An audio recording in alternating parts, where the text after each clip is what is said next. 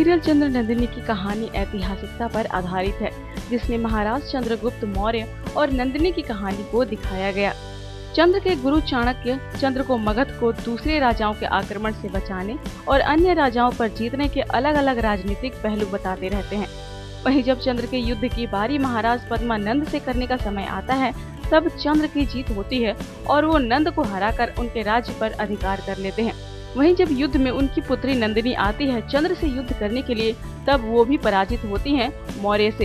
इसलिए हार स्वीकार करने के बाद नंदिनी को ये आदेश दिया जाता है कि उन्हें महाराज चंद्र से विवाह करना होगा और आजीवन उनकी सेवा करनी होगी।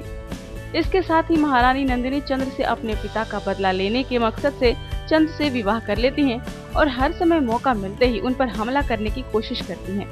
लेकिन महाराज चंद्रगुप्त उनकी इस मनसा को भांप जाते हैं और खुद को बचा लेते।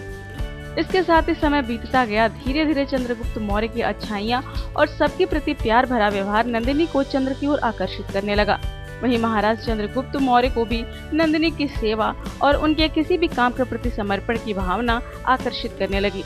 लेकिन कुछ समय का बुरा चक्र और कुछ इनका अपने गहरे प्यार का रिश्ता इन्हें कभी अलग करता तो कभी इन्हें मिलाकर इन्हें एक दूसरे के लिए सोचने पर मजबूर कर देता।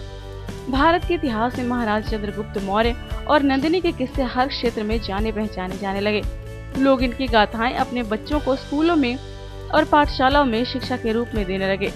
फिर इनके पुत्र हुए जिन्होंने भारत में विदेशों से आए आक्रमणकारियों को अपने प्रताप से बाहर निकाला और भारत को आजाद किया। टीवी दुनिया से जुड़ी और खबरों के लिए सब्सक्राइब करें top news just for you. Top news से प्रिया।